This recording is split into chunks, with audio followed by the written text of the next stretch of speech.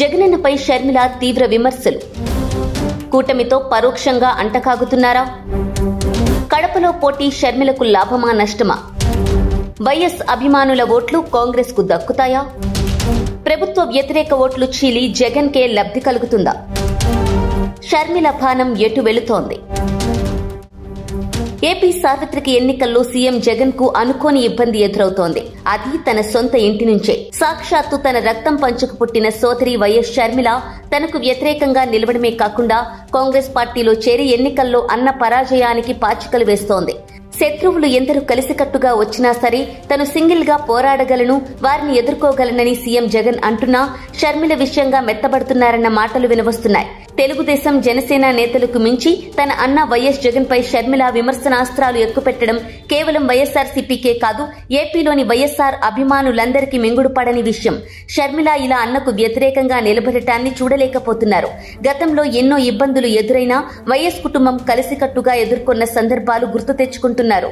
YS మరణానంతరం జగన్ ను అప్పటి కాంగ్రెస్ ప్రభుత్వం రాజకీయ కక్షలతో జైలులో నిర్బంధించిన సమయంలో జగనన్న వదిలిన బాణమని చెప్పుకుంటూ షర్మిల చేసిన పాదయాత్రలు, చెప్పిన మాటలు ఇంకా వైఎస్ అభిమానుల కళ్లలోంచి చెదరలేదు. ఇప్పుడు ఏకంగా కడపలో కాంగ్రెస్ తరపున ఎంపీగా బరిలో దిగారు. కుటుంబంలో చిన్నన్న చివరి కోరిక మేరకు కడప నుంచి ఎంపీగా పోటీ చేస్తున్నానని ప్రకటించారు. ఈ నిర్ణయం తన కుటుంబాన్ని చీలుస్తుందని తెలుసని, వైఎస్ఆర్ అభిమానులను గందరగోళంలో పడేలా చేస్తుందని తెలుసని షర్మిల అంటున్నారు. జగన్మోహన్ రెడ్డి తన అన్నాని, అన్నంటే తనకు ద్వేషం లేదంటున్నారు. జగన్ తన రక్తమని, గత ఎన్నికల్లో తనను చెల్లి కాదు తల్లి అన్నాడని గుర్తు చేసుకుంటున్నారు. మరి ఇంత సెంటిమెంట్ గా అన్న గురించి ఆలోచిస్తున్నప్పుడు ఈ అనారోగ్యకర రాజకీయాలు ఎందుకు చేస్తున్నారని వైఎస్ అభిమానులు ప్రశ్నిస్తున్నారు.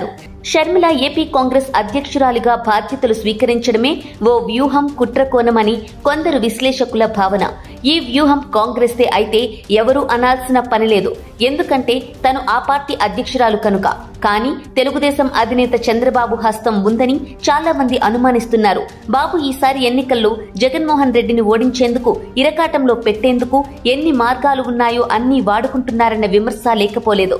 అధికార పార్టీ వైఎస్ఆర్సీపీకి మరోసారి ఎలాంటి పరిస్థితుల్లోనూ అధికారం దక్కనివ్వరాదన్న సింగిల్ పాయింట్ ఎజెండాతో తెలుగుదేశం అధినేత చంద్రబాబు నాయుడు వ్యూహాలు రచిస్తున్నారు. తానొక్కడి వల్ల ఇది సాధ్యపడదని అర్థం కావడంతో తోడుగా జనసేనను కలుపుకున్నారు.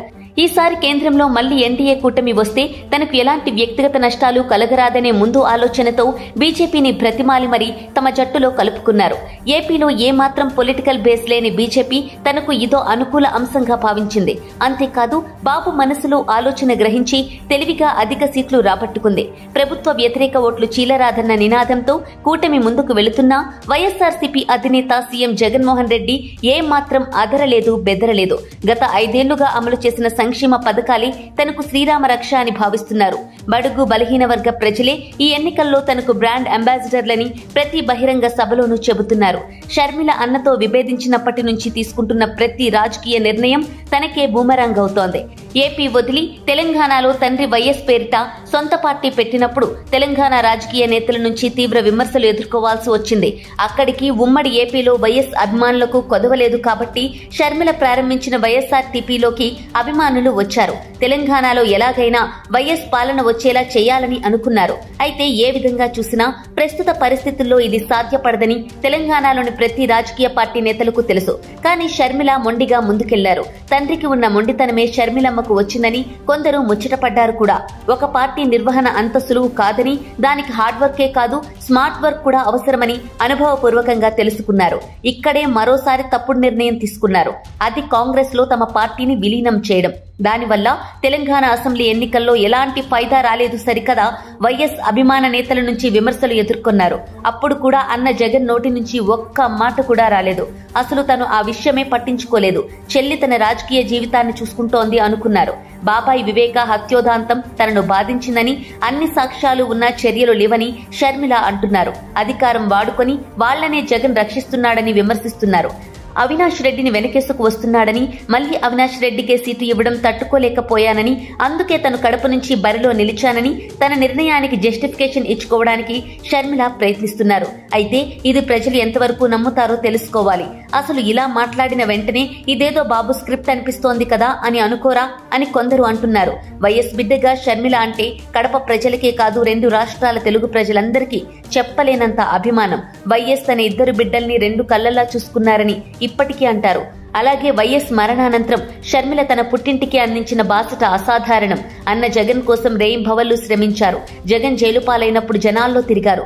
ఇవన్నీ షర్మిలమ్మ వ్యక్తిత్వాన్ని ఎవరెస్ట్ శిఖరమంత ఎత్తున నిలబెట్టేవే. కానీ షర్మిల మైనస్ జగన్ గా ప్రజలు ఊహించలేకపోతున్నారన్నది అంతే వాస్తవం. ఇప్పటికీ షర్మిల జగన్ ముద్దుల చెల్లెలు అని అంటారు. అలాంటి అన్ననే బాబాయి ఘటనలో అనుమానించడాన్ని అభిమానులు సహించలేకపోతున్నారు.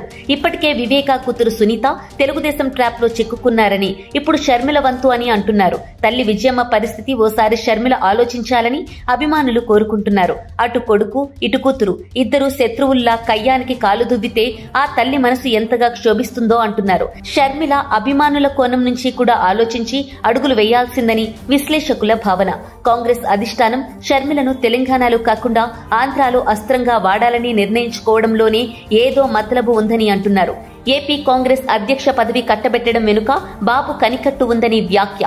జాగ్రత్తగా ఆలోచిస్తే ఏపీలో కాంగ్రెస్ ఉనికి మినుకుమినుకుమంటోంది. ఇలాంటి సమయంలో అధ్యక్ష పదవి వల్ల ఒరిగేదేమీ లేదు. తెలంగాణలో తెలుగుదేశం పార్టీ అధ్యక్షుడిగా కాసాని ఏం చేయగలిగారు? చివరకు బీఆర్ఎస్ లో చేరడం తప్ప. ఈ వ్యవహారం చూసినా ఎవరికైనా ఏపీ కాంగ్రెస్ లో చేరడం వల్ల రాజకీయ భవిష్యత్తు ఇప్పటికిప్పుడు ఉండదని సులువుగా అర్థమవుతోంది. కానీ షర్మిల చేరారంటే వెనక బాబు హస్తం ఉండే ఉంటుందని చాలా మంది అంటున్నారు. కూటమి నుంచి ఎంపీ అభ్యర్థిగా టీడీపీ నుంచి భూపేష్ పోటీపై చంద్రబాబు ఆలోచనలో మార్పు వచ్చినట్లు తెలుస్తోంది. షర్మిల బరిలోకి దిగడంతో కూటమి నుంచి మాజీ మంత్రి ఆదినారాయణ రెడ్డిని ఎంపీగా పోటీ చేయించి భూపేష్ ను జమ్మలమడుగు అసెంబ్లీకి పోటీ చేయించాలని భావిస్తున్నట్లు సమాచారం. వైసీపీకి వ్యతిరేక ఓటింగ్ విషయంలో చోటు చేసుకునే మార్పులతో వైసీపీకి చెక్ పెట్టవచ్చనే లెక్కలపైన కసరత్తు చేస్తున్నారు. షర్మిల వర్సెస్ అవినాష్ మధ్య పోటీలో తమకు కలిసి వస్తుందని లెక్కలు వేస్తున్నారు. మరి ఈ విషయాలు షర్మిలకు ఎందుకు అర్థం కావడం లేదో అని వైఎస్ అభిమానులు తీవ్ర ఆవేదన వ్యక్తం చేస్తున్నారు.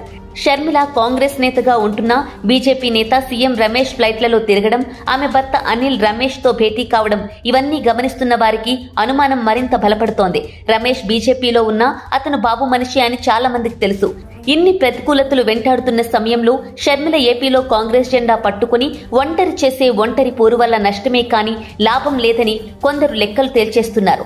ఈసారి ఎన్నికల్లో బాబు డైవర్షన్ పాలిటిక్స్ కు తెరలేపారని అందరూ అంటున్నారు. సీఎం జగన్మోహన్ రెడ్డి 5 ఏళ్లుగా అమలు చేస్తున్న సంక్షేమ కార్యక్రమాలనే తన ప్రచారాస్త్రాలుగా వాడుతున్నారు.